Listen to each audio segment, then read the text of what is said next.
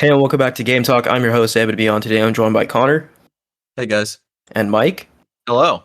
And there are a few items I wanted to discuss with you guys today, but the first and foremost being to me, the immense disappointment of the Nintendo Switch OLED model. Now, this is the long-rumored Switch Pro, and let me just give you the reason I'm disappointed. I'm disappointed because my expectations were just too high. This is totally on brand for Nintendo.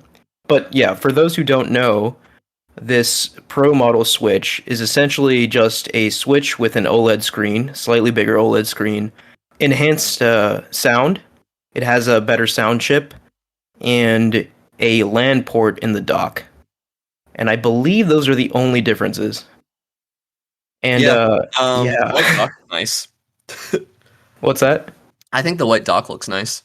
It does look nice, but like at the same time, and this is largely on me, right? Like there were so many insiders that have said reputable things in the past that were saying like this thing's going to have DLSS, it's going to have docked 4K output. Like that was almost taken as truth. It got circulated so many times.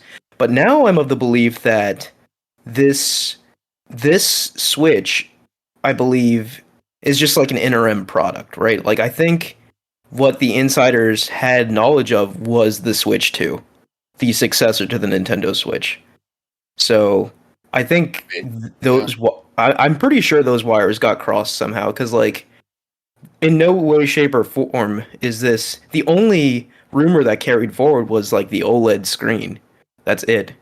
And like you've got like a dozen other people saying it's gonna have 4K docked and DLSS and all these things. None of that. It's literally just a Switch with Well, a bigger screen. no, this is absolutely, and I don't believe this, but I just want I saw the voice out there, and I think there's a case to be made for it. I saw some people saying that they think this might be a product of COVID, like they wanted I to saw make that too. Pro, but there I was a shortage of chips, but not a shortage of screens, so they went ahead and put an old Switch in a new shell. I don't think that's likely. That's not a Nintendo thing to do. Yeah, I agree with that. And plus like these hardware decisions are made like years in advance, right? Like you've got to think they've been thinking about this for a while now. Like I can't imagine they were like, "Oh, COVID happened. We don't have enough chips. Let's just create another Switch with an OLED screen and then release the actual Switch in 2 years or whatever." Like, I don't know. I definitely think that like the rumors that we've been Actually, hearing. it would be super on brand to release the this revision and then within a year release the next Nintendo Switch. That would That be would be on brand. so bad. Oh my goodness. Yeah. They've done it But before. The Game Boy Micro, the new 3DS, or they've not done the it many times before. the Yeah. DSi. The DSi they did it. It's Nintendo. Nintendo, what are you doing? Yeah, I mean like and I have umbrage with the price as well, right? Like you're essentially paying $350 for a better handheld experience. Marginally better. Well, I shouldn't say that. No, you're OLED not. screens are No, really that's good. not fair. You're paying $50. This isn't. I mean, assuming Yep. you don't already own a Nintendo Switch, you're only paying $50 more than you pay for the normal Yeah, Nintendo but you Switch. still have to pay $350 to get this machine, you know? Like Yeah, but like, it's if $50 there are more people than who've been Nintendo holding Switch. out because they're unimpressed, so here's my take. I don't think this thing is worth it right now. I But agree. end of life Nintendo Switch, they get a little cheaper maybe, and a little more moddable. I'll absolutely pick one of these bad boys up because it's just a better screen, and if I can mod it to do all the stuff that like my 3DS can do right now, oh yeah, that's awesome. Yeah, for me, I don't. Yeah, like I'm not gonna pay $350 for this thing. At this point, I'm pretty much convinced that there is a Switch 2, and I just kind of want to wait for that. As to when that happens, though, like you said, next year would be on brand for Nintendo, but like just realistically thinking, I feel like 2023, maybe 2024, Yeah, where they I think it'll announce get announced next year. as a successor to the Switch that is hopefully backwards compatible with the Switch. That would be brain dead not to do that, but Yeah, Nintendo though. I think So. I think what if Nah, Breath of the Wild 2 is coming too soon. I was gonna Yeah. say Oh my gosh, that's another thing I thought of. Right, like a dual release. I had this fantasy of like Breath of the Wild 2 and my Switch Pro ran marginally okay, and like now we're gonna have to play Breath of the Wild 2 900p 30 frames per second, and I mean, I'll If still you're lucky, enjoy it. 30 frames per second. Yeah, but like, what a shame. Like, I totally. And again, this is just me. My expectations Nah, were I too high. thought y'all were delusional anyway for thinking, if Nintendo got better hardware, they'd have pushed it and it still wouldn't have gotten 30 frames per second. Yeah, maybe. I don't know. Like, certainly not going to get there now. Yeah, Not even close. I think it'll be fine. I think Breath of the Wild 2 is still going to be a masterpiece. I'm not nearly as disappointed as you seem to be, Amid. I think. Yeah, my expectations honestly, were just I might too grab high. one. Yeah, I could find somebody looking to buy a Switch for like $250 or something, and suddenly the cost of the OLED screen goes down to like $100 for me.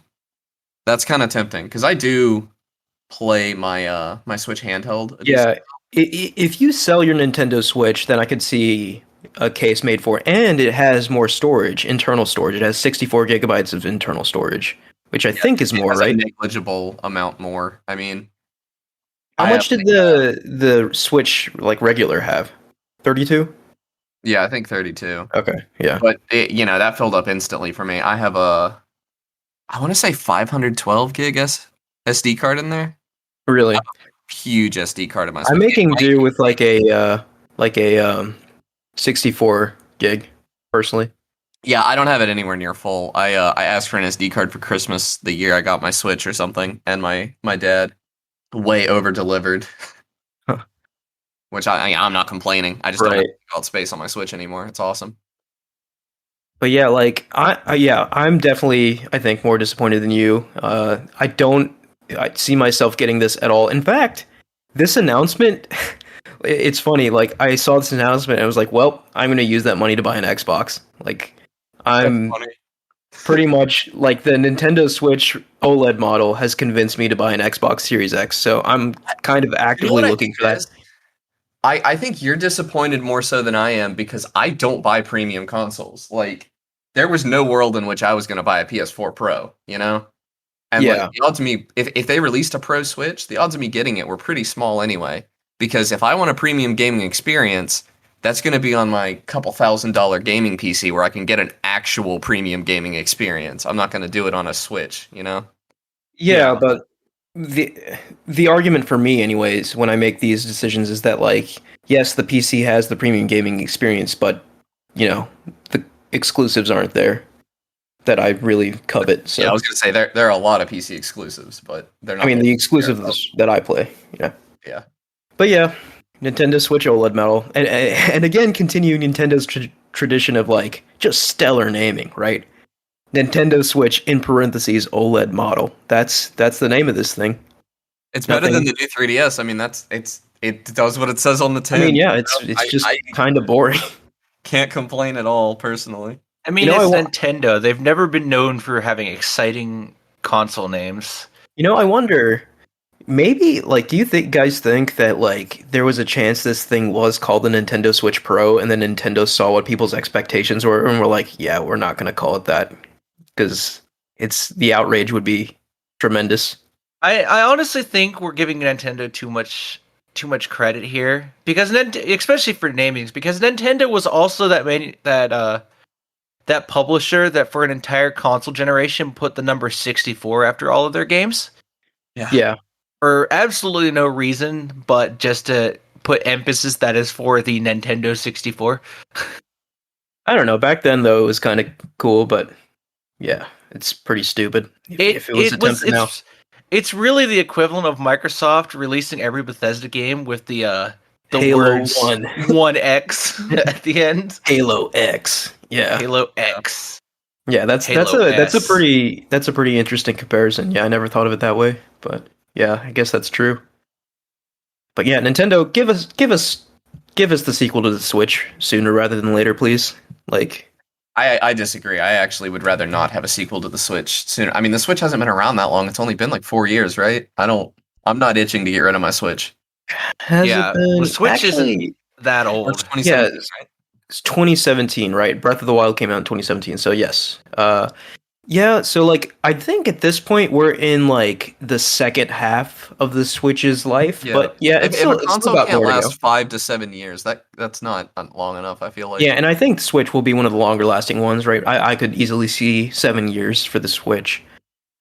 And I And also just Yeah. don't just make uglier games. Like I don't need or not uglier, but just like the Switch doesn't need top-notch lighting and stuff. Like it's been cool that it was able to get console ports up until now, but like it I don't know. doesn't need that stuff, but at the same time, like it's falling behind the other, the other consoles by a I lot. mean, Nintendo's never been known for a game for cutting the cutting edge graphics, really. Right. Yeah, but like I don't know. My argument is still that like they're falling below what the minimum should be now, I think. Yeah, the other argument is that Enter the Gungeon does not run at a stable 60 frames per second on the Nintendo Switch, and that's not good enough because that is a strictly 2D game.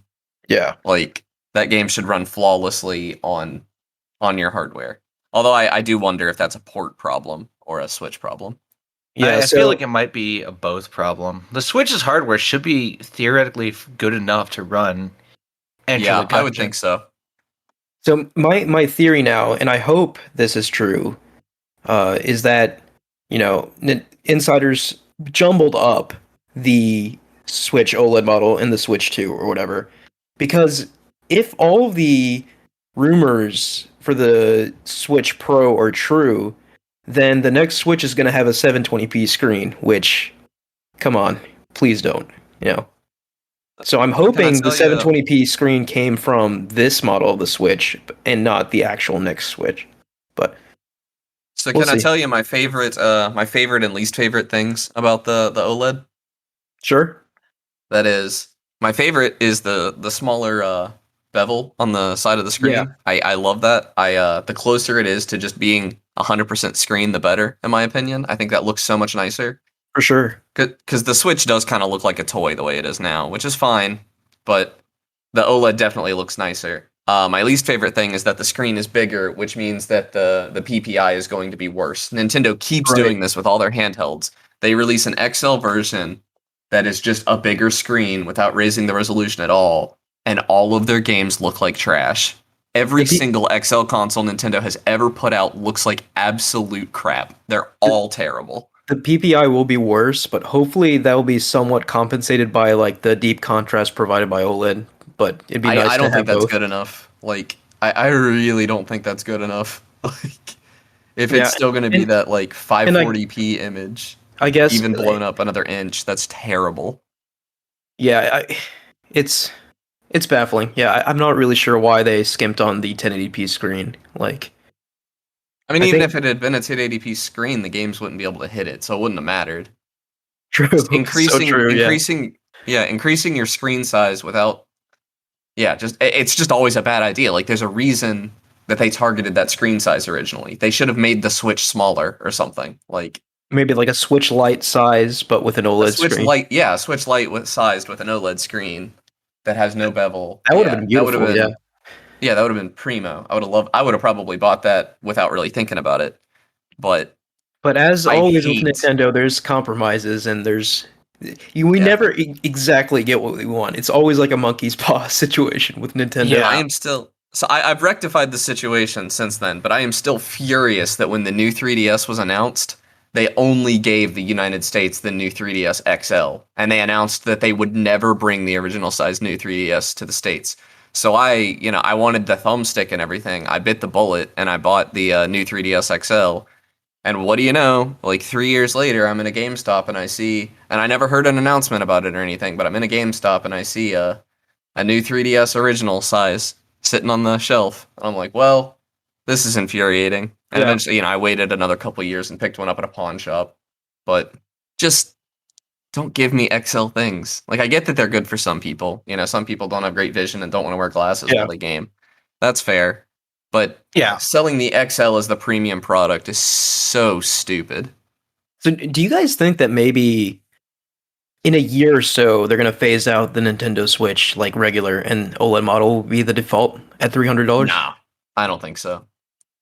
I think they're gonna do like they did with the new 3DS, where they're like the new 3DS is this is me quoting Nintendo. Like the 3DS is your basic daily driver. The new 3DS is a Cadillac. Like Good lord. that's I think that was Reggie who said that, and I was like, all right, Reggie. I think he You was see, talking about specifically about the new 3DS XL. See, Or Nintendo new 2DS XL. Nintendo gets away with it too because that is so dumb. But Reggie's saying it, and Reggie's great, so like Yeah. it makes it sort of okay. But Yeah, no, Oh, Reggie had jeez. to. I mean, Reggie has to say, or had to. You know, he doesn't do it anymore, but he had to say so much stupid stuff to just cover for Nintendo Japan because, like, he's not making he's not calling the shots. yeah, Yeah, Reggie was just a pawn. I mean, Really? I bet Reggie did have something to do with the message that we would not get the original size new 3DS. And like, how? I'm still mad about it. Sorry. How did they not want to? Like, the 3DS is one of the greatest selling consoles of all time. How did they not want to give us the new 3DS original size in the US? it's a baffling decision. I don't know. Maybe they had some weird marketing data that showed that the US wouldn't be as into it or something. And they Yeah, had no, I mean, I like think it constraints. was. I think the XL models probably do sell a lot better in the US because we're bigger. Like, on Bigger average, is people in better. the US are gonna have bigger hands. Plus, I the got bigger. tiny hands. That's just I me. feel like US just likes bigger things. Like Yeah, that's phones true. keep getting bigger, like iPhones keep getting bigger and stuff. So, Oh my god, yeah, my phone is too big. Yeah. I'm probably gonna downsize when I upgrade. but yeah, That's blasphemy, really. no, I mean I'm part of the problem. Too. Like my phone's huge. Like Oh yeah, I mean I bought a Note 7 when I have an that was S20 new. Ultra. Like it's massive. It's like I don't a upgrade phone miniature very tablet. often. Yeah. But Yeah, yeah, isn't that the one that can use the S Pen but does not come with anywhere to put the S Pen? no, this one can't use the S Pen. Maybe the next one is the one that can use it. I don't know. Maybe. S21. Yeah. But yeah, I guess Connor, you'll have to let us know how the Switch Pro is when it comes out in October, I believe. I mean, I'm not gonna buy it in October. I'll pick one up when they're cheap, when the Switch 2 comes okay, out or yeah. something, Are and the mod it and play N64 games on it. do you guys know if pre-orders are live? Nah.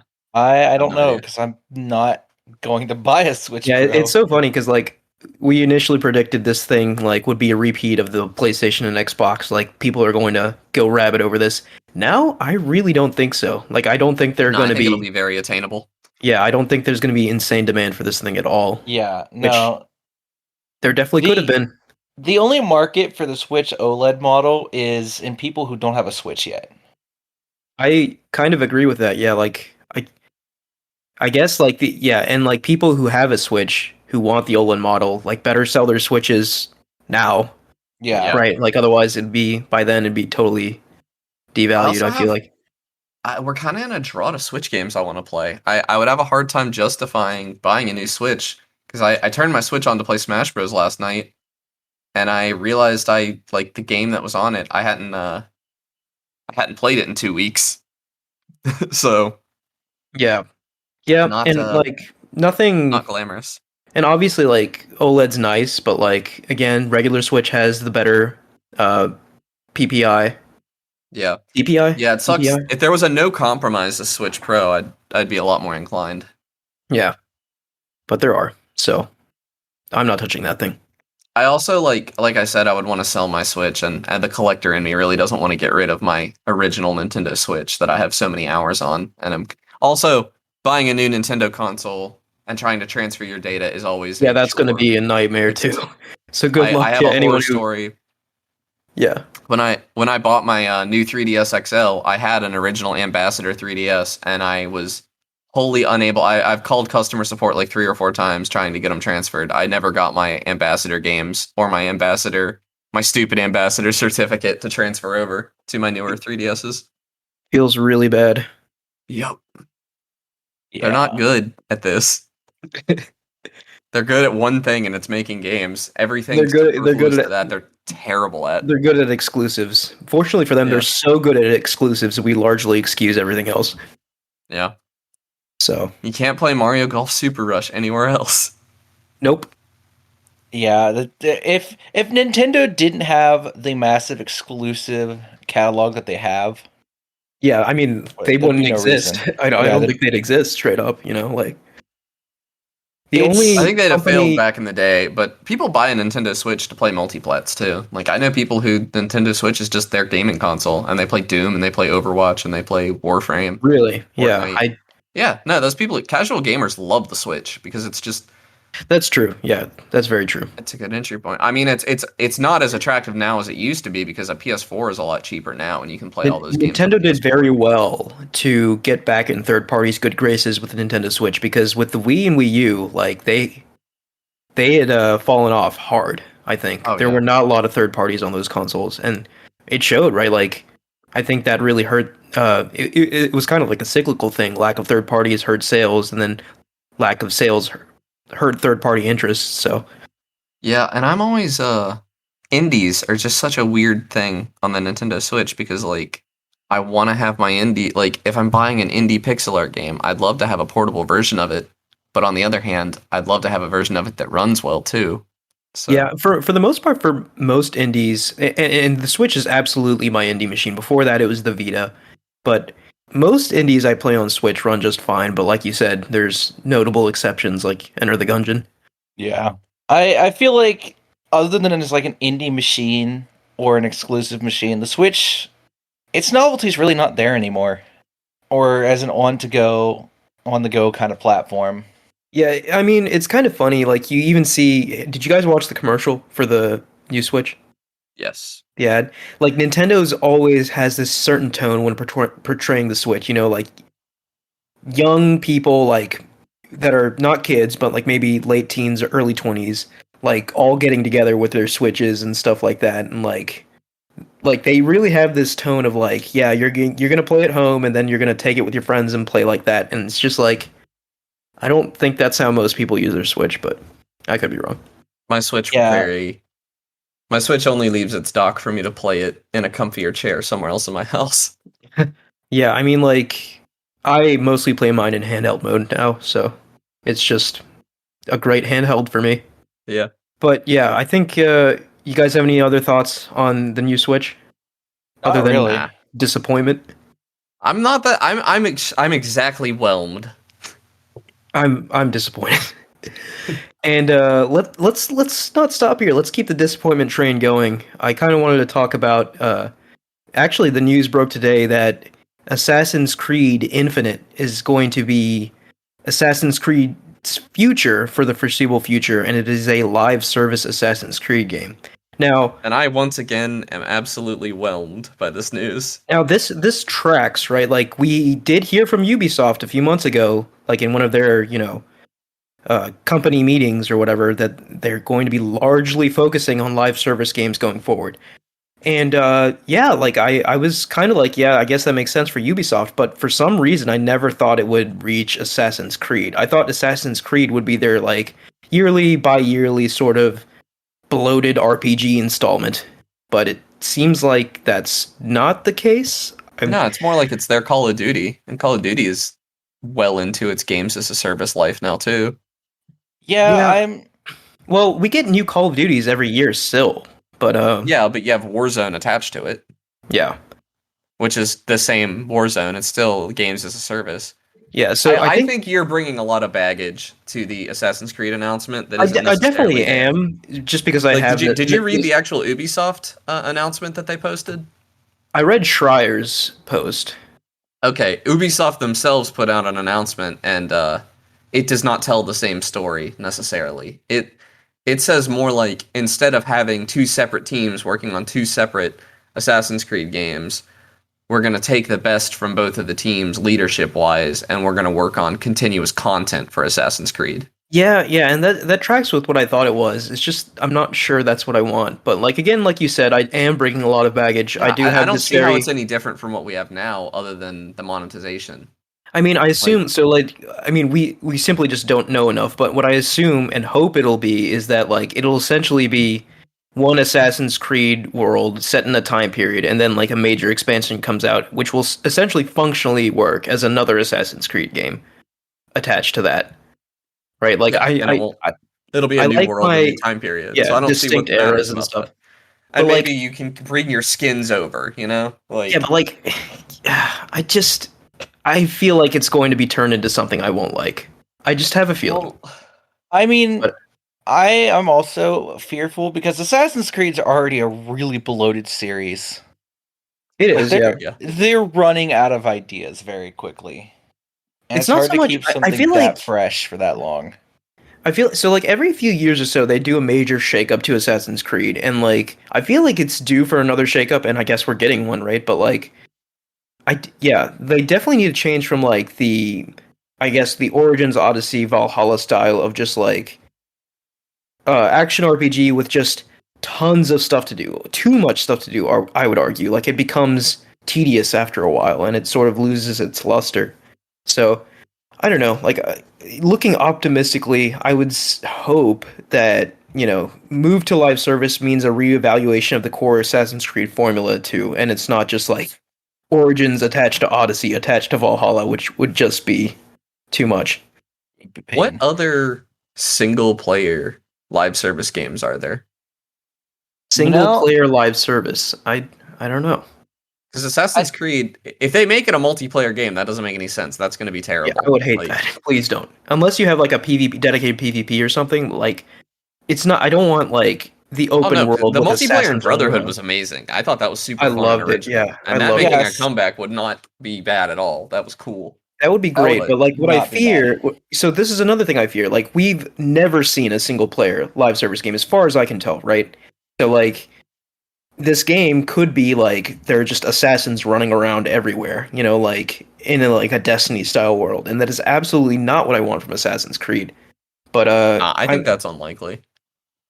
yeah, like I'd be interested to see like a single player live service game. Like, yeah, that's an interesting concept. I'd be curious to see if it is. Yeah, it in just fact makes me think how that a lot of will the work. baggage that you're bringing with you with the live service model just isn't applicable. Like that, they're kind of treading new ground here. And I hope you're right. at least I really do. hope to God they're treading new ground. Because if they try to make it multiplayer, then that's just going to be stupid, and they're going to embarrass themselves. I mean, I'm honestly kind of getting sick of live service games. Yeah, Mike, Like- you've voiced that a lot. Oh yeah, I'm every time I see one, I just groan a little louder. It's I just don't like games that overstay their welcome. I like a game that Yeah. I can play through and be finished And with. live service games never go away unless Yeah. they bomb and catch on fire and fail and spectacularly. it's Ubisoft. Ubisoft has been known for taking a concept that's pretty cool and then doing it to death, and then after it's dead, continually using the body. Yeah, I mean, like, Unless it's Rayman. Make money. Rest in peace, my boy. oh, just you wait until the Rayman games as a Wait. service.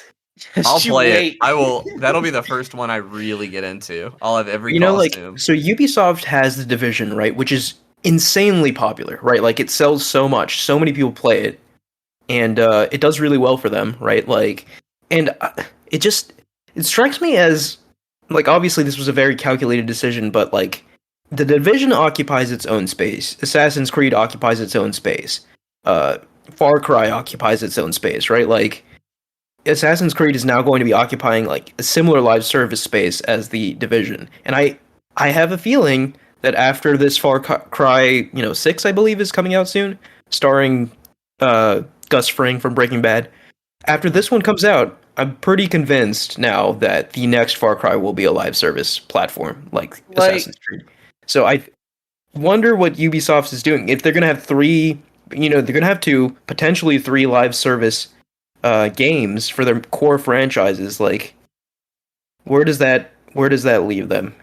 And like, Hear me out here. I honestly I will have no interest in a live service Ubisoft open world game because there's already a lot of crap associated with the Ubisoft open world that I don't like, and to make it even longer seems like I just get bored. yeah, I mean, Or like, most people would get bored.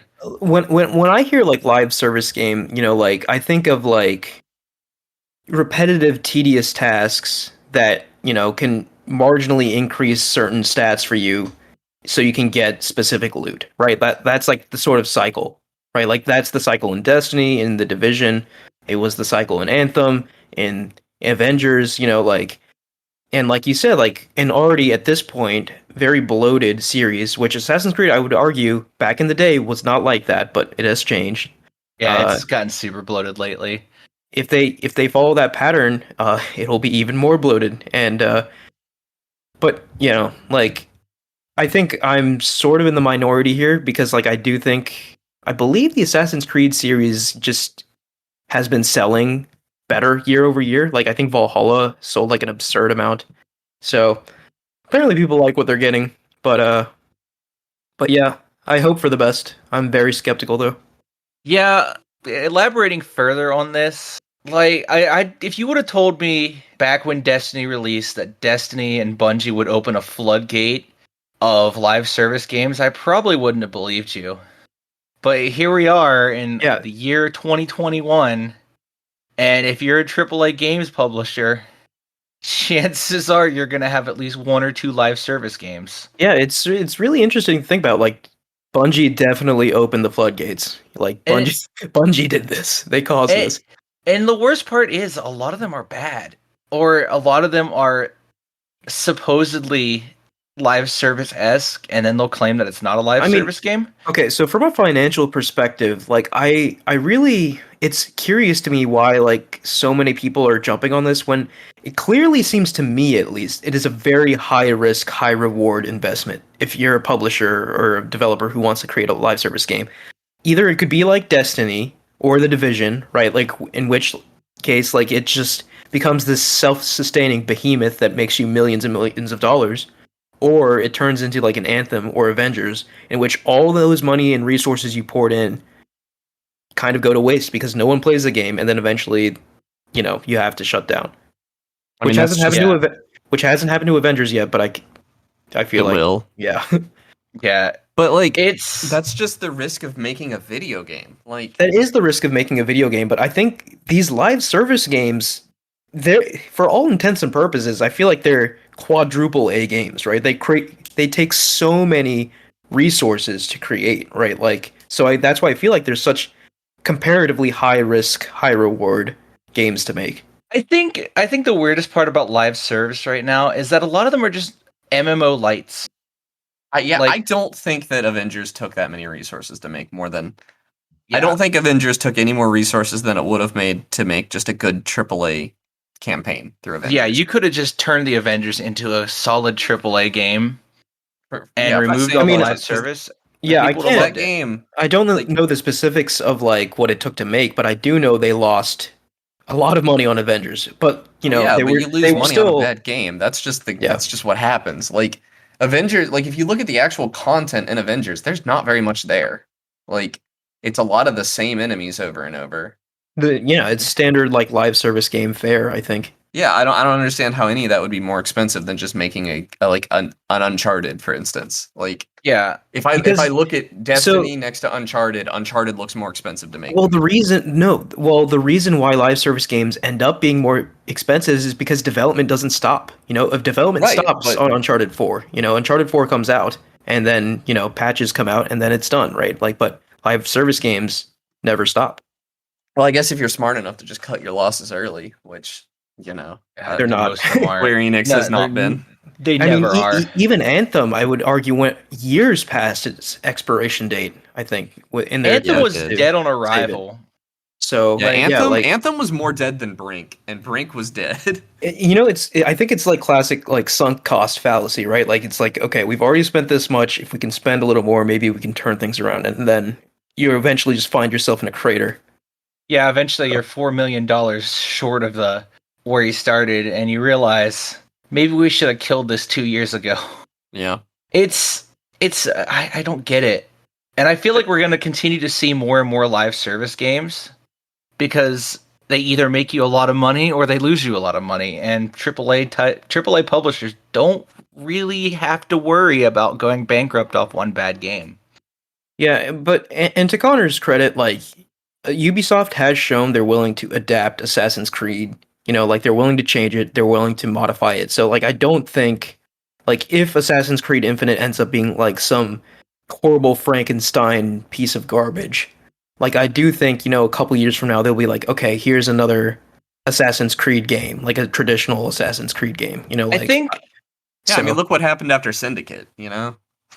Like I think the crux changed the franchise, yeah. Of of if the Assassin's Creed Live service will survive is whether or not Ubisoft can come up with some way to keep players engaged that is not repetitive grind. Because that's how every other live service game does it.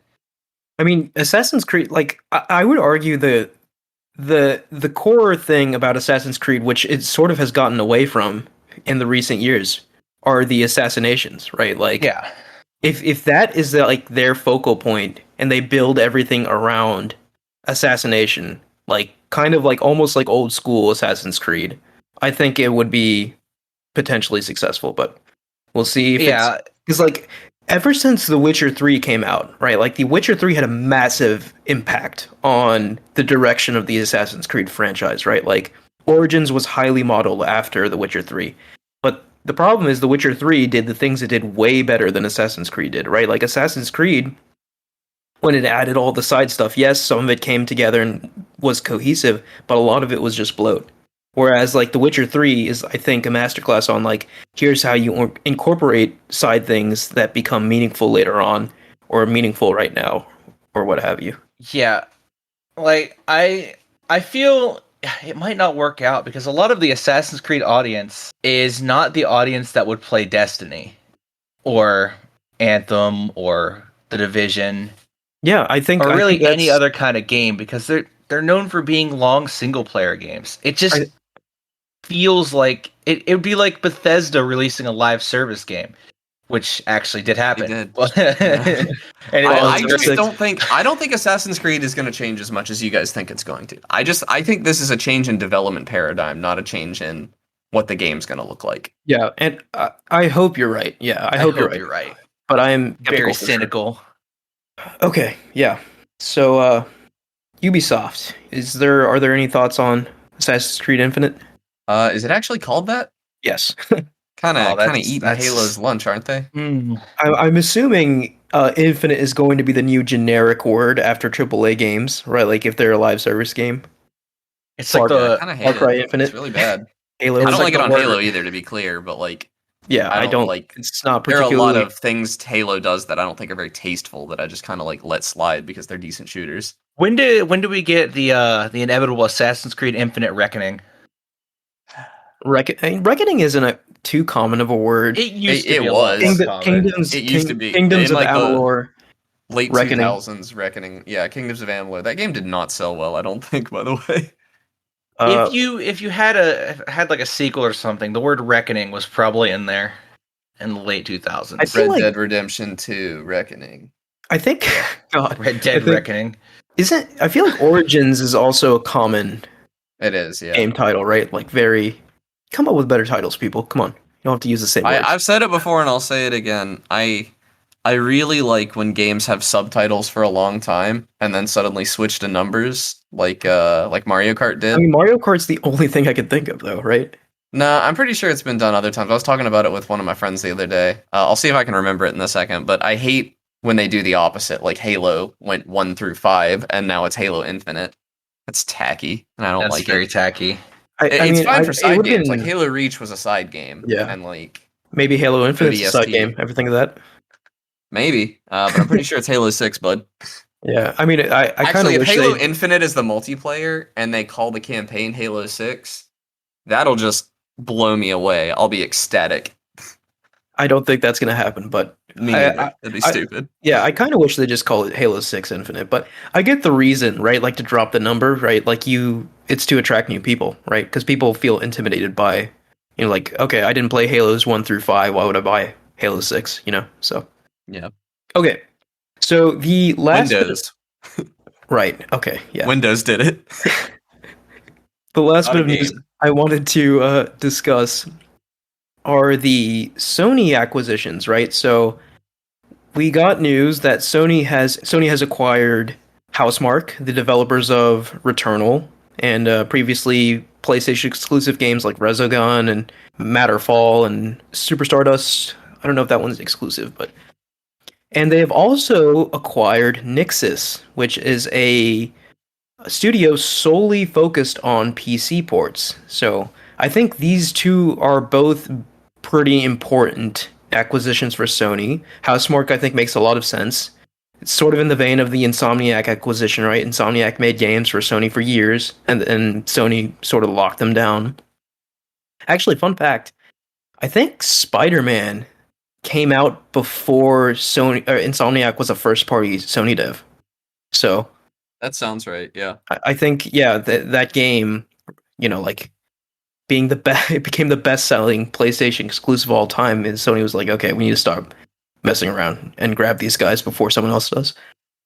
And then Housemarque, like Housemarque, obviously not as big as Insomniac, but they have a very distinct style of game, and I think with more Sony like funding and backing, I'm excited to see what those guys can do. I think Returnal was just sort of a taste of like what they're capable of. So I think I feel like we're finally in an era where there's going to be a lot of consolidation in the gaming space, for better, for worse. Yeah, For worse. I think we've been in that era for a while, right? Like, and I will point out, like, these studios are not even close to on the same scale as the Microsoft Bethesda purchase, right? Like, that was the biggest purchase I think I've ever seen in gaming. Like, that was absolutely wild. Like, obviously, I think there's some like Tencent ones that are bigger, but Yeah, I feel like eventually the indie space will be the only place to find third-party games.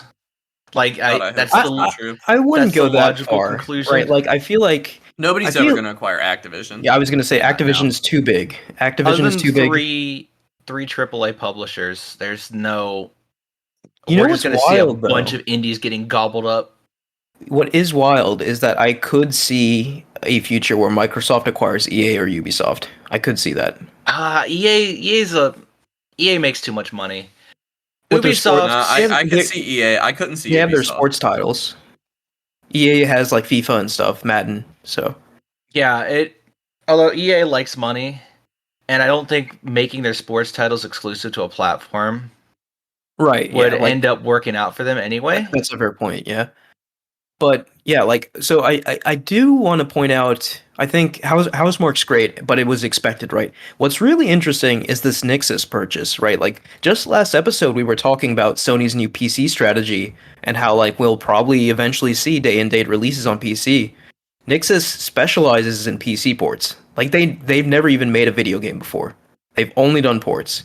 So this is a very sort of targeted acquisition, I think, that really speaks to Sony's intent. Like I think God, I hope we get Returnal on PC. they're going hard on PC, right? Like this is clear evidence of that. Am I crazy? That's it, right? Yeah, it's really what they're telling me is that I need to go out and buy a DualSense and not a PS5 because I'll be able to play all the PC games. ports are coming. Like this Yeah. studio exists to port. Like they're not going to be making Sony exclusives. They're going to be porting Sony exclusives to PC. Like that's Yeah. what they're going to be doing. And Sony has a lot of exclusives. Like And hopefully they're a well-oiled machine doing it. yeah. Yeah. Like I feel like they're just going to start pumping out these Sony exclusives, right? Like, and we've heard, Uncharted 4. There's strong rumors of Ghost of Tsushima now, and like, God of War. yeah, God of War. Like, and I sounds like maybe that's just the beginning, which is wild. Remember at the end of last decade and the start of last console generation when everyone was convinced that mobile games would take over the console space or the Yeah. gaming space in general. And it turns out PC is doing it. Yeah, that PC's the winner Yeah. here. Yeah. I mean, I never would have when I was God, yeah, like 2009, 2010, like that era. I never ever in a million years would have thought that like any of my friends, let alone most of my friends, would be looking at buying gaming PCs. Yeah. Like, yeah, I was the only person I knew with a gaming PC. Like, you were ahead of the times. Yeah, Yeah. I have even seen like PlayStation diehards own gaming PCs. Heck, I even have a gaming PC. Not that it doesn't have a graphics card, but I have Yeah. one. Like you're missing out if you don't at least have a gaming PC at this point in time. what I do mean, you, I what think- graphics card are you holding out for, Amid? I want a 3070, man. I want one. I don't think they're super hard to get anymore. Yeah, they shouldn't be hard to get. I mean, like, Yeah. I'm not like refreshing every day, but whenever I do check, they're all sold out. Oh, okay. Because like, Yeah, the place I bought mine from, he's saying the queue is probably going to go away, and he's just going to have stock. Oh, sweet. Yeah. Yeah. I'll probably look into that then. But funnily enough, I am prioritizing at this point an Xbox Series X over a 3070 because I do want Why? because I want an Xbox now. Yeah, Why, though? yeah, but they don't. Okay, PlayStation I'll give you, but there is nothing a Series X does that you can't just do on a PC. Yeah, Yeah. but I'm weird, guys. I generally just prefer playing on console. Like that's just my preferred ecosystem. So But it's just objectively worse at that point. Like, Yeah. there's no advantage. I just like having a dedicated machine for gaming. What else are you gonna do on your gaming PC? You have a MacBook. I also have a gaming laptop, Yeah. which which fulfills my gaming PC needs quite nicely. But Yeah. this isn't about me. This is about It's about you now. I'm attacking you at About this you point. now. Okay, whatever. This is weird. It's I don't No, have to- I literally, I I don't have just to- can't understand the stance where you already You know, have a gaming PC. I and acknowledge wants a it Series is X. it is silly. It is silly, but like there's Like, just I could understand buying a Series X over a gaming PC. That makes sense to me. But when you already have 9/10 of a gaming PC and you're going to buy a Series X instead of a graphics card, suddenly that doesn't make any sense. it's just and I agree with you. It's not very rational, but it is the console lover in me coming out. So that's what I'm doing. It's okay to be wrong sometimes, I guess. Yeah. Okay. I'm being judged so hard, not just by you guys, but to literally everyone listening right The now. listeners, Yeah. I can feel it. Yeah. No, the judgment was so strong. A lamp fell off my desk. Right onto the my lamp keyboard. couldn't take it anymore. The lamp couldn't take it. But anyways, I'm yeah. just So excited my 3080 is going to be here soon. that is exciting. Yeah. You'll be gaming in the future. Yeah, finally. I'll finally have ray tracing.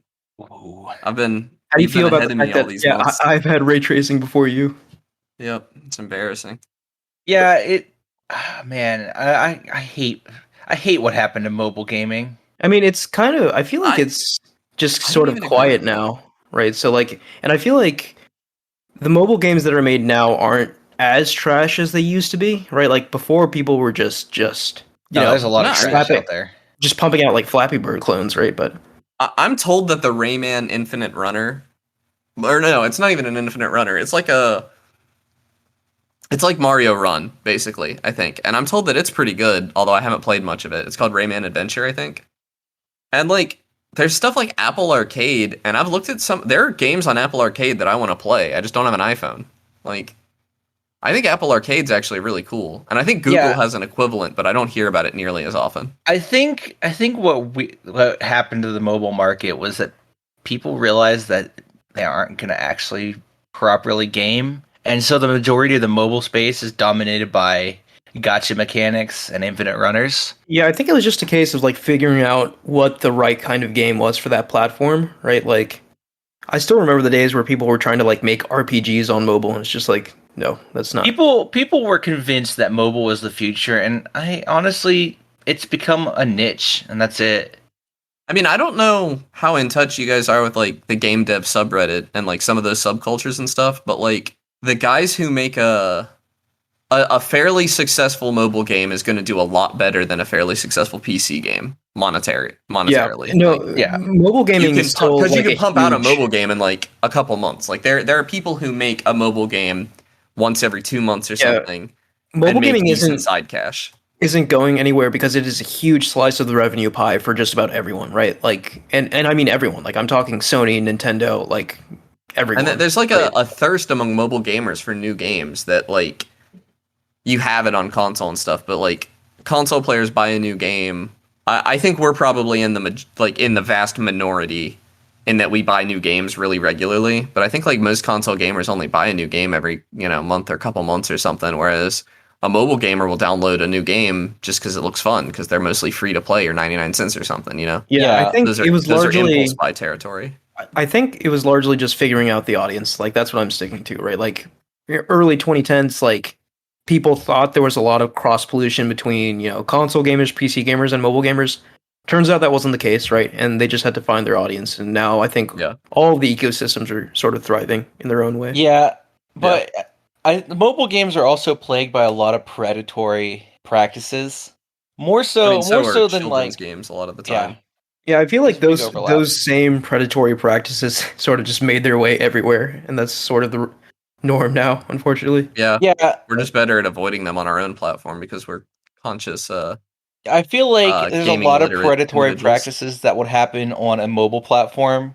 If it happened on PC, you'd hear it everywhere, but on the mobile platform, it's almost normal. Yeah, like it's just those people who play on mobile don't, I guess, mind or aren't aware of how sinister those practices really are, or Yeah. maybe they just don't care. I don't know, but you definitely don't hear about it too much anymore. But yeah, Yep. like just quickly going back to Sony.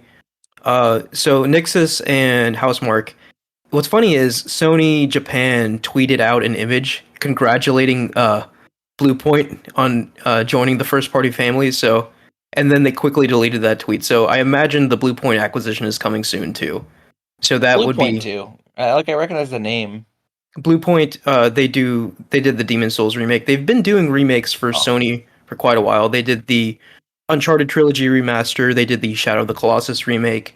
So I think Bluepoint's I think Bluepoint is the most talented remake studio out there. Like I think they're very exceptional at what they do. Toys So- Bob back when they existed. Yeah, rest in peace. Yeah. Before Activision threw him into the. Toys for Bob presents Call of Duty 21. It makes me Man, so I want to make a tangent about Call of Duty because I feel like it's more than likely a disaster. I mean, yeah, we've mentioned like before that like they're scrambling to get this year's Call of Duty like in shape. But, like it's still probably just going to be It's- totally fine. Normally, Revenue-wise. by this point, Call of Duty would have had at least one or two major events where they're like, "Hey, here's the new Call of Duty. Get excited." That's true. It hasn't even been revealed yet. That's They've a been good point. Yeah. radio silent, and we're almost to the end. We're turning into the middle of July. Normally, Activision would have revealed this stuff in May, early June. Yeah. That's So the fact that we're not seeing a Call of Duty reveal or anything yet doesn't bode well for the new Call of Duty. yeah, especially when like Battlefield had that huge blowout at E3 and really got everyone's attention. I feel like this is the year This that is Call the of Duty year, gets yeah. murdered by Battlefield. Yeah, I hope so. We've been You we've don't been just saying no that. show on a Battlefield year. I mean, they won't know. They'll be there, whether the game's like held together by duct tape or not. But they'll be there.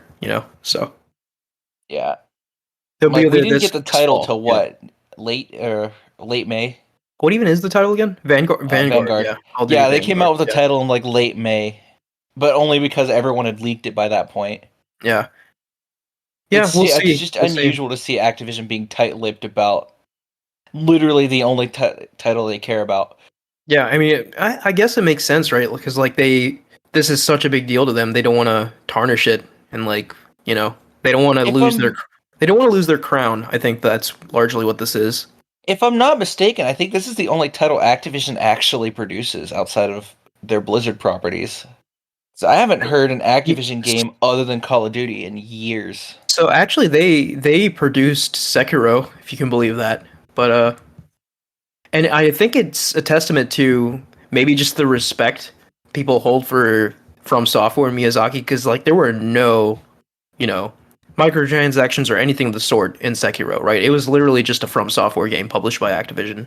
Oh, so it has actually been 2 years since Activision published a game, because Sekiro was the last game they published. Yeah. The 2010s, they had 6 games.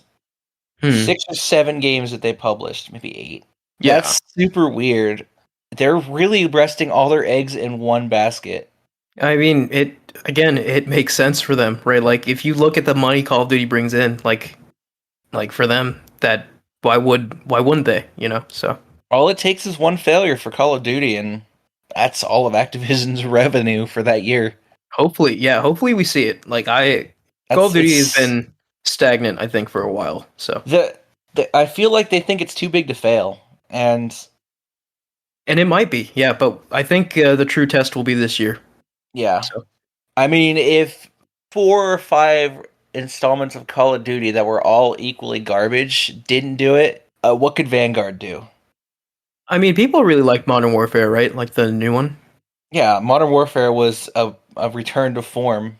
Yeah. People didn't like Cold War as much though. Yep, that's the vibe I was getting to. But So I don't know. I enjoyed Cold War just fine. It's just that's the thing though. Like even when Call of Duty's bad, to this point, I would argue it really hasn't been bad. You know, like it's always somewhat enjoyable. I have But been hearing a lot of discontent from Warzone though. yeah, apparently they really bungled that, which is a shame because like back in the day, I used to play Warzone quite a bit and really enjoyed it. So Yeah, I'm hearing a lot of discontent. I don't know what they did to like mess I it think up, but the problems came when they introduced like the the Cold War Black Ops weapons. Cold War stuff into Warzone and tried to make it all like cohesive, and it just like failed miserably at that. I also am hearing like bad balance, which in a battle royale balance is everything, Yeah, and I'm just not sure what's going on with the Call of Duty franchise at this point. yeah. Hopefully, it's a turning point. Like it's time. I think. I mean, Blizzard isn't doing as good as they should. Like even Yeah, WoW's kind of suffering. So Blizzard. I don't know. we might see Blizzard. I Activision do. disappear at some point. No, I don't. I really doubt that. Like I do think Blizzard is too big to fail for sure. Like they've just got I so many lucrative properties. I So. don't know. I know a lot. I've seen a lot of the WoW community run off to other MMOs. Notably, Okay, but yeah, so WoW goes down, but then they have like Overwatch and they have StarCraft and they have StarCraft's Hearthstone. Yeah, dead. they have all these things. So StarCraft is 100% dead because they just stopped development on the actual last title in the franchise. yeah, I don't know much about StarCraft, so I can't speak on that. But from my I think perspective, at least, it seems like they have so much going on. Hearthstone's had a lot of worthy competitors in the recent years, so I don't think that's going as hot as they want it to be. Most notably, Riot Games comes out with a better Hearthstone with half the Yeah, predatory mechanics and it works better. So I don't know. yeah, I definitely feel like this is sort of like a low point for Activision, but I wouldn't go as far as saying like they'll disappear entirely. Possibly, like I don't even see that as a possibility. It's I do know the Overwatch League hasn't been hot either because at one point they made a decision to go to Facebook as their primary streaming. That's a Uh, mistake. Yeah, yeah, it's a Facebook's mistake. definitely trying to like get in on gaming in a big way. We'll see if they're Yeah, and successful. they've been lying, cheating, and stealing to do it. Yeah, Yeah. At least their video platform has been. yeah, it's a bad time to be in Overwatch. Well, I guess Overwatch 2 is coming out. That might do something. Yeah. Maybe. But yeah, you guys want to get into what we're playing? Yeah, you guys mind if I go first? Go for it. I'm a patient gamer. I finally picked up Devil May Cry 5. Oh And man. that game is an absolute masterclass in character action games. It just every smart advancement that Bayonetta had, they tacked it on, but then they also tell a cohesive story that makes sense at the end of the day. And it also just seems like bonkers, right? Like, isn't one of your combos like one of the dudes like whips out like a motorcycle and just dual wields a motorcycle? that's not just a combo. Dante just has a weapon that is a motorcycle. Like, pretty he- wild. He can just use that whenever he wants. Yeah. Nah, so like you have 3 characters that you play as in the main game and 1 DLC character that I haven't bought yet. You have V, you have Nero, and you have Dante. And you start out as Nero, and he's like a pretty basic character. He has a robot arm and a big motorcycle sword thing. Like he has a sword that he revs, and when you rev the sword, it does more damage. And like if you can rev the sword as you hit somebody, if you get the timing right, it instantly revs it to max, and you can do like a ton of damage. And you just have all these combos that you're bouncing around. I'm not going to try to explain what a character action game is because they're kind of complex. They're not super easy to get into. They have I know that Devil May Cry has a very high skill cap. It has an extremely high skill cap, and it feels so good to have a triple S ranking. It just very few gaming experiences. It kind of tickles the same the same part of my brain Noita does, where like if you're bad at the game, like your character can be extremely stupidly powerful, but only if you're good at the game. Like, you have to earn it to get to that point, but like, if you're good at Devil May Cry, you're not getting hit. You're just like bouncing these enemies around you like they're nothing the whole time. If you're good at the game, you are just as cool as the cutscenes are. Like, and that just feels awesome. It feels so good to play it. It's I think it's the first time I've ever. No, I did it with Dark Souls too. But that just says how much I loved this game. Comparing it to Dark Souls, I beat it and then the next day started over on a higher difficulty. Like, Awesome. It has like a new game plus system, sort of. You unlock a new difficulty after you beat normal mode. So I beat it on Devil Hunter, which is normal, and you unlock Son of Sparta, which is harder than that. And I immediately started it over and in one sitting played through about half of it. I really like it. The only reason I didn't play through all of it is that there's a character called V that you play as. Nero and Dante both play fairly similar. They're both up close, in your face fighters. Doesn't V attack by reciting poetry? No, he does recite poetry. That's not how he attacks. That's how he charges his devil trigger. V, he summons 3 other demons to fight for him, so he plays very differently. As V, you're just kind of trying to stay out of the action while your demon pets do all the fighting. And like, It doesn't sound very easy. Doesn't sound very Devil May Cry. It was really fun to shake it up on my first playthrough, but like, while Nero and Dante, their levels both felt like they had been like turned up to 11 on the new difficulty. There were more enemies, which made it actually a little bit easier for me to chain bigger combos and stuff. Easier to get combos, harder to survive if you mess it up.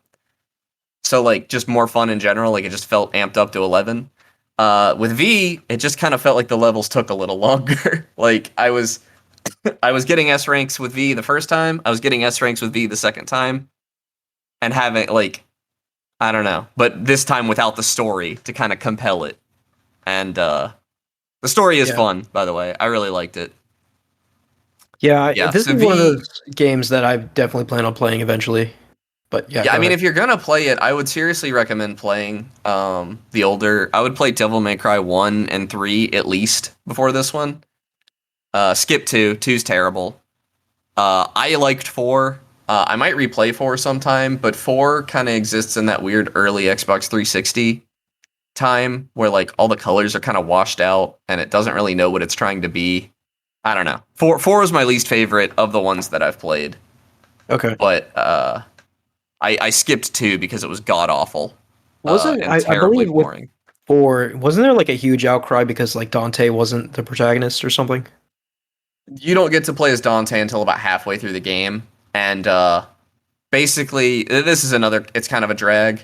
You play through the first half of the game as Nero, and then the second half of the game, you play as Dante, and you just kind of play Nero's levels in reverse. And I don't know. I think after playing Devil May Cry 5 especially, I think the outcry is silly because Nero and Dante are very different characters that play different enough that I think they're both really fun in their own right. V, however, plays very differently, and I really just don't want to play as him anymore. I don't have a good time playing as V. V is a new addition to 5, right? He wasn't. Yeah, he's a new character. Okay. Yeah, he's a mysterious enigma, and I'll say this: fans of the series, you'll never guess who V was. It's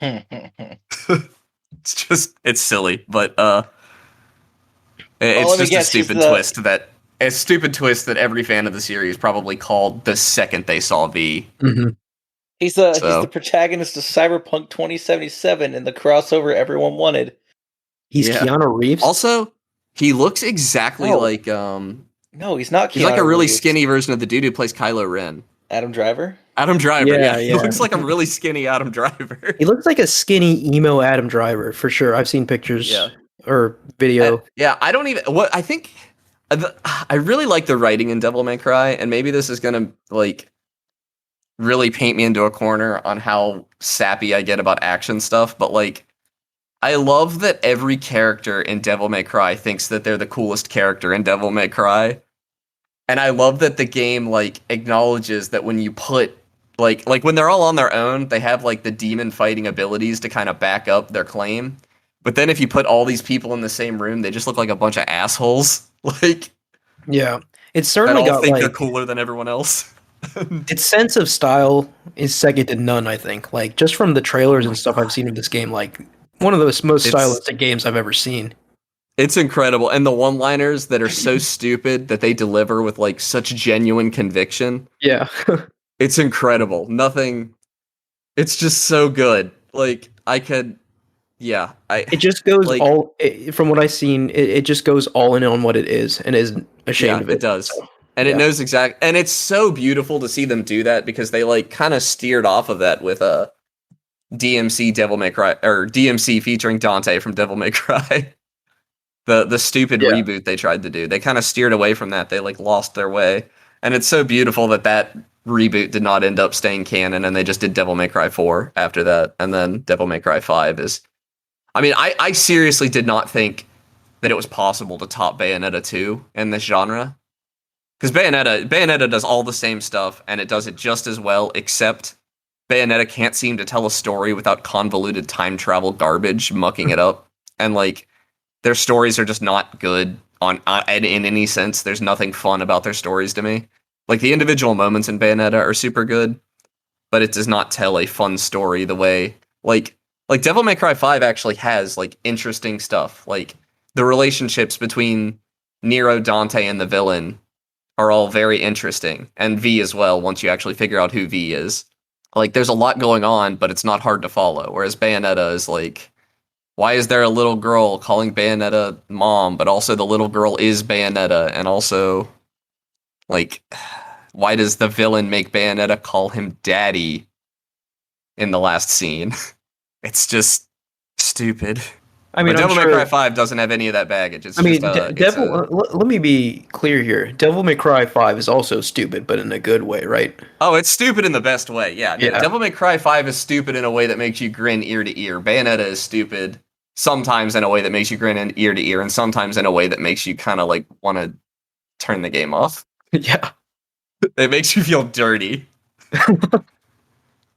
But yeah, dude. But yeah, Yeah. no, none of that in Devil May Cry 5. And I just think it's super interesting, like how much Devil May Cry 5 was clearly inspired by Bayonetta. Like it even does like the enemy title cards that Bayonetta does, and Yeah, it's awesome to see games in the same genre taking inspiration from each other and just making each other better.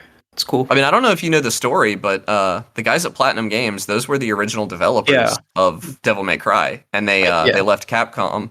They left Team Little Devils and formed Team Little Angels to make Bayonetta. And I guess whoever was left at Capcom had enough talent that they were still able to pump out an amazing Devil May Cry game. Like the fact that all that controversy happened and both series managed to come out on top is unheard of. Yeah, and I think now we're in a situation where like there's this awesome rivalry between the two companies, right? And No, and it just we Hopefully they exist in just a keep world where like I will one-upping buy each any other. Bayonetta game and any Devil May Cry game that comes out like day Yeah. and date. The only reason I waited so long to play Devil May Cry 5 is because I had to catch up on the rest of the series. And 4 took me a while to slog through, if I'm being Yeah, honest. so yeah, now that you mentioned it, like I was just planning on jumping into 5, but if you encourage playing through the previous games, If I'll you have to do have that. to play through, I mean, you can just jump into 5. It has a cinematic that like covers the story of all the previous games for you. Yeah, I don't at know the how much I beginning. care about the story in in Devil May Cry. I see. kinda- I like it. I really like it because I think it's goofy and fun, and it also like there's a lot of fan service in Devil May Cry 5. Like there's a boss that like the intro is them throwing something at you, and you can immediately tell who this boss is going to be without seeing them, just based on what they throw and how Dante reacts to it. It's an exact callback to Mhm. an earlier moment in Devil May Cry 1. Yeah, And that's like the fact that I saw that neat. and called it and was right, like made me feel so good. Yeah, that kind of stuff's neat. But if you do want to skip just to Devil May Cry 5, the only game I would say is like a must play is Devil May Cry 3. That game is a masterclass as well. And like the fact that they got it so right so far back is really cool. Yeah. But that's it. Unfortunately, Devil May Cry 5 will not be on sale for the Steam Summer Sale anymore by the time this episode comes out, but that's why I picked it up. Yeah, I'm probably gonna pick it up on PS5 when it goes on the PS5. They did do a PS5 version of this game with like 120 FPS support. Oh yeah, so- 120 FPS will feel very good in this game. I actually don't know. I think I played it in 4K 60 because my TV doesn't do 4K 120. yeah, and I'm sure that was fantastic as well. It did feel very good. It's another interesting thing is the first Devil May Cry game was actually originally going to be a Resident Evil spin-off, I think, and was No made in the way. Resident Evil engine. Yeah, and that's why it kind of spun off into what Devil May Cry ended up being. And you can kind of feel that in the first Devil May Cry game, like the fixed camera angles, the way the character moves a little bit, you can kind of feel it. And what's really interesting is that Devil May Cry 5 is made in the RE engine, the new Resident Evil engine. Ah, I didn't know that. That's cool. Yeah, and I was like, oh, that's not a callback. That's probably just practical. But at the same time, it's kind of neat. Yeah, that engine's pretty neat. It's pumped out It's some amazing. good games. I mean, yeah. it performs so well on PC. It has for how beautiful this game looked, like the fact that it was running at a rock solid 60 at 4K for me on my 1070, it's pretty good. Yeah. I mean, I wasn't even thinking about frame rates playing this game at all. So I'm probably going to play through it a couple more times before I'm done with it. Yeah, I totally feel that. Seems like the kind of game that doesn't get old, right? Like when the gameplay is that good, like it's just never. Because boring. the only thing I wish they would add is a cutscene like auto skip. Like I wish on your harder difficulty playthroughs it just wouldn't even start the cutscenes because I'm just gonna skip them. Like Yeah. it's irrelevant at this point. Mike, what have you been playing? I haven't really been playing anything new. I picked up Pavlov and Fallout 4 and a couple other games in the Pavlov? Steam sale. Pavlov is a VR shooter, and I played a little bit of it. It's nice. It's like VR CS:GO, right? Like Yeah, I haven't played any of the multiplayer. I messed around with some of the other features, and honestly, it feels nice.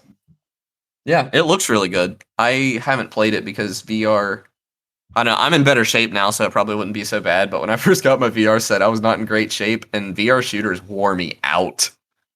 Yeah, I went back. I've been playing through Fallout 4 again, which I don't know why I'm doing this to myself.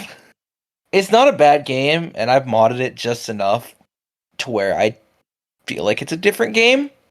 But Yeah. God, it really didn't age well. It didn't age like milk, but it I mean, it's basically just Fallout 3 again. So It wasn't we already- great when it came out, guys. it wasn't great Like, when it came out. If it I wasn't great liked when it it. came out and then didn't age well, ooh. Ugh. It just feels weird. Like some of the mechanics just don't make sense. And the PC UI is atrocious. Like I to believe that, scrap yeah. things in the settlement, I either have to move my mouse and click the enter button, which doesn't tell you can do this. It is a non-interactable button. You literally just have to mouse over it and hope. Or I have to And remove my hope. hand from the mouse, hit enter, and then go back to the mouse to move around. Skyrim's wasn't very good either, but there were It's mods not for good. it.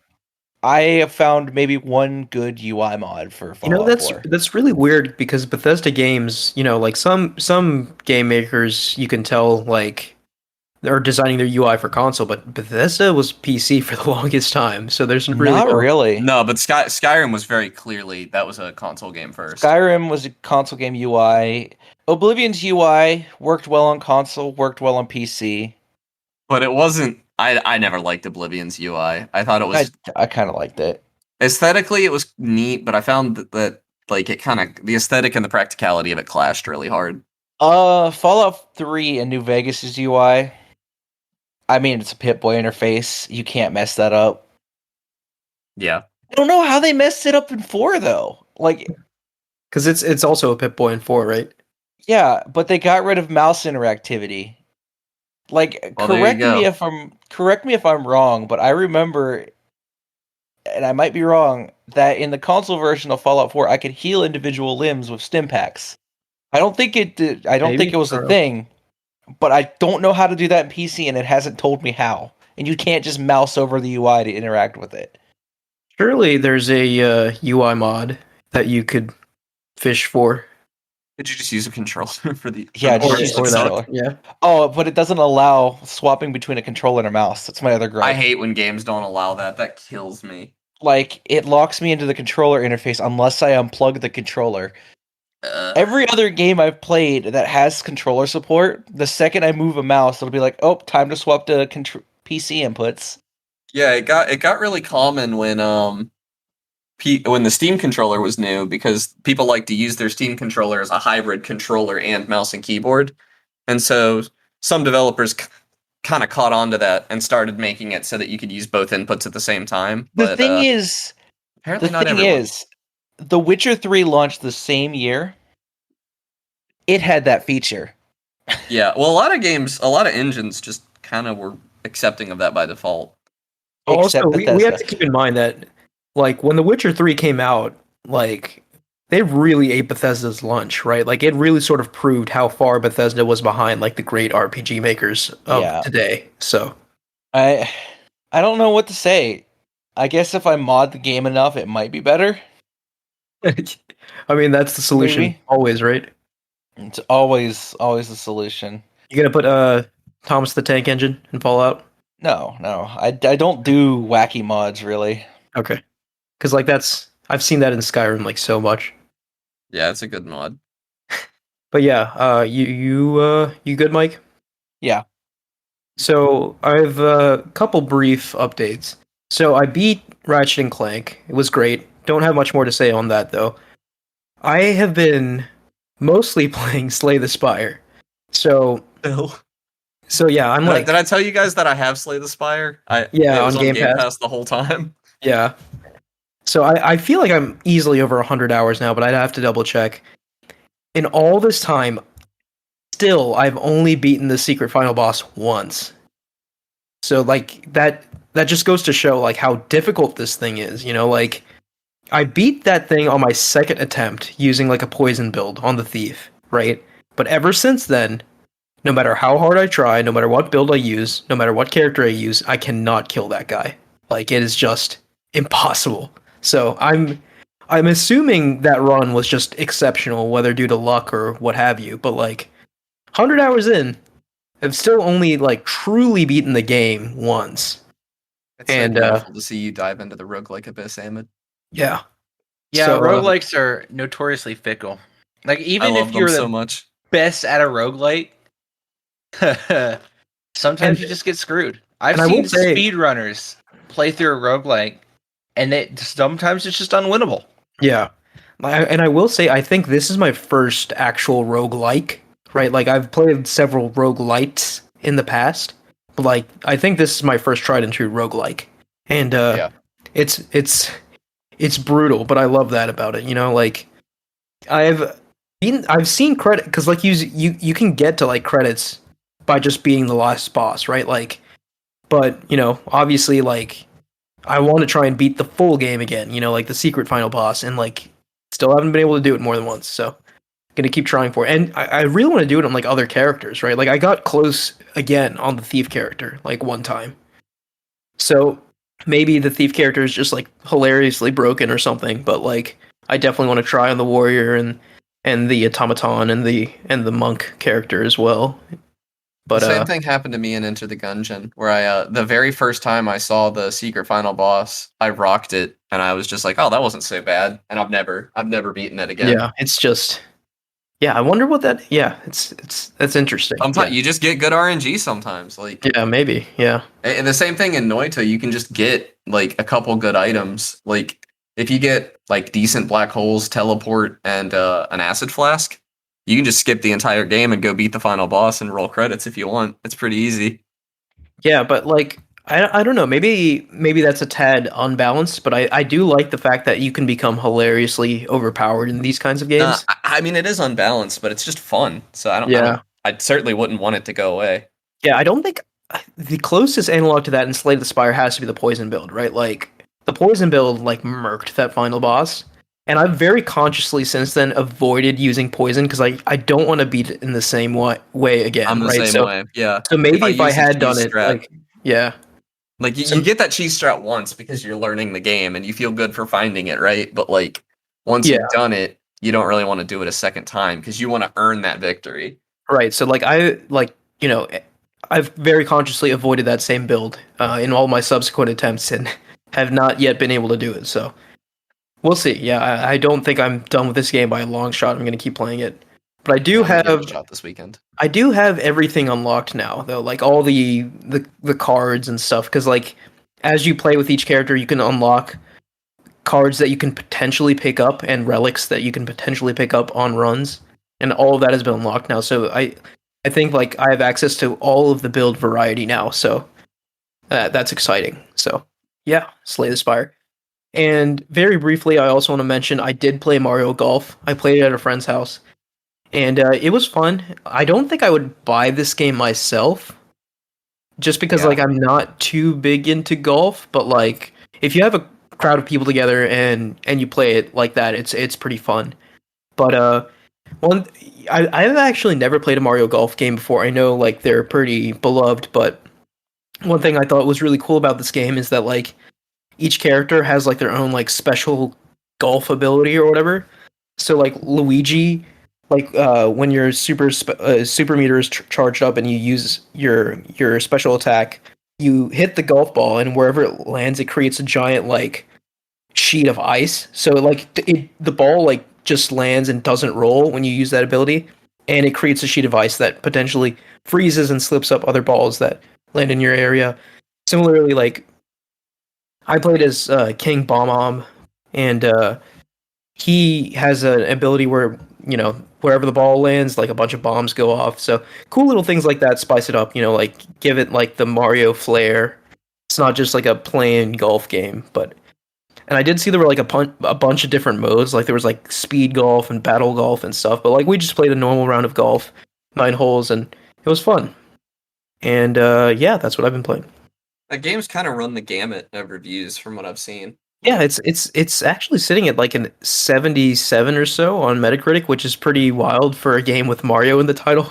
So Yeah, I like was buying the hype for a bit, and I thought I was gonna buy it, but I actually watched some people play it, and I was like, "Oh yeah, it's a golf game. Never mind." and I asked my friend like, are there any things to unlock or anything like that? And he said, as far as he knows, no. So it's just like I feel like you unlock courses by playing through the single player game. He said there are like 5 total courses, which I don't know. It doesn't seem like too much, really but small. it's like an okay amount, I guess, for golf because like there's different holes and stuff per course. Yeah. But yeah, like I feel like the general consensus I've seen online is that like this game is kind of lacking for content. Like the previous golf game, Mario Golf game that came out on like GameCube, whatever, apparently had way more content than this. So that's kind of disappointing. But yeah, I mean, I'll definitely like play it again if I have access to it, but I don't think I'm going to buy it myself. And yeah, that's it for me. And I think that's going to be the episode, guys. Thank you for listening. You can follow us at Ad Podcast Game Talk on Twitter. Please like, rate, and review us on any podcast service you use, and click the link in the description of the podcast to join our Discord and talk to us there. Thank you, Connor and Mike. Yep. See you guys next week. See you next time. Bye.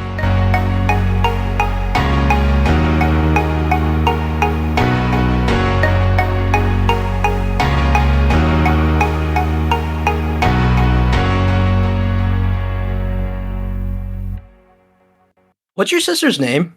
Emily. Okay, Not Haynes. Okay, someone Haynes tried to follow me on Facebook, and I was like, I'm pretty sure I don't know this person, but it might be Connor's sister, but it wasn't Emily Haynes. If it was Natalie, it could have been my mom. Oh, it is Natalie. Yeah, it was probably my mom then.